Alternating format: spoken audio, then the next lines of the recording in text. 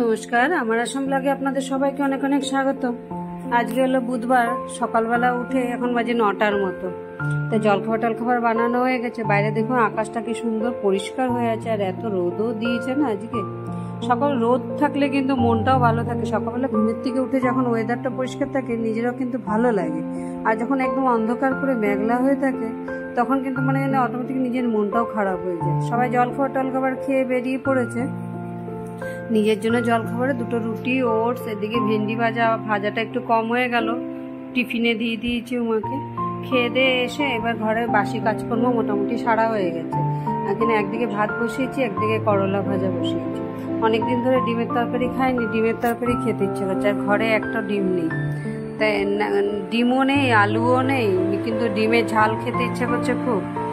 আর নিরামিষ বানাচ্ছি দেখে নিজেদের জন্য আর আলাদা করে আমিষের কিছু বানাতেও ইচ্ছে করে না। তাই নিরামিষের দিকে কুয়াশার তরকারি, করলা ভাজা আর মুগ ডাল করা। আর এখানে আমার আর উমার জন্য ভাবছি একটু মশলা ডাল করবো, মানে সমস্ত পেঁয়াজ রসুন দিয়ে একদম মাখা মাখা করে মুসুর ডালটা করব, ডাল চচ্চড়ির মতো। আর একটু আলু দিয়ে আর ছোট ছোট পেঁয়াজ এনেছি আমি, ওগুলো দিয়ে ডিমের কারির মতো বানাবো। তাই ডিমও ছিল না, পেঁয়াজও ছিল না, আলুও ছিল না।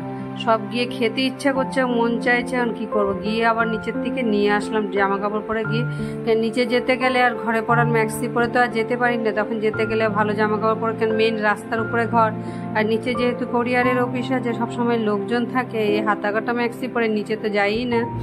আর গেলেও ওই কুর্তা ছাড়া নিচের দিকে আর নামি না। সেই জন্য আর খুব কমই যাই। কিন্তু আজকে ডিম খাওয়ার এতই মন চাইছে, আর উপায় নেই, সেই জন্য আর গেলাম। আগে যাই নিয়েই আসি নিচের থেকে। তাই আলু পেঁয়াজ, এই ছোটো ছোটো পেঁয়াজগুলো একটু ভেজে ওখানে ডিমের মশলার মধ্যে সমস্ত কিছু দিয়ে ডিমের কারিটা একদম মাখা মাখা করে ডিমের কারিটা বানাবো বলে ভাবছি। আর লাস্টে একটুখানি চিনি দিয়ে দিলাম টেস্টের জন্য। চিনিটা দিলে টেস্টটাও কিন্তু খুব স্বাদ হয়, মিষ্টি হয় না কিন্তু স্বাদ হয় খুব। আর তরকারি কালারটাও খুব সুন্দর চলে আসে। হয়ে গেছে। এখানে মোটামুটি মশলাগুলো সমস্ত কষিয়ে নিয়ে আলু ডিম সব দিয়ে দিয়েছি। এবার একটু ভাজা ভাজা হয়ে গেলে এবার ঝোলটা দিয়ে নামিয়ে ফেলবো। আমার আবার আজকে একটু তাড়াতাড়ি আছে, যাওয়ার আছে, একটু মরিগাঁওর দিকে যাব। সেই জন্য খুব তাড়াহুড়া করে রান্নাটা সারলাম। সেরে খেয়ে দিয়ে একবারে কেন বাইরে খেতে ইচ্ছা করে না। আর বাইরে গেলে আমি সব জায়গায় ভাত খেতে পারি না, কেন জায়গা অনুযায়ী সব। আর লোকের বাড়ি থেকে আরও বাড়িতে গেলে তো তখন আরও প্রবলেম, কারণ লোকের বাড়িতে খাওয়া দাওয়ার একটা ঝামেলা নিয়ে গেলে তখন তাদেরও তো মানুষের একটা প্রবলেম হয় সবারই এতে। সেই জন্য চেষ্টা করি খাওয়া দাওয়াটা হয় ঘরের থেকে করে যেতে। আর নাহলে কোনো সময় গেলে টিফিন কারি করে নিজের জন্য দুটো রুটি নিয়ে যাই, নেমে পৌঁছানোর আগে খেয়ে নিই।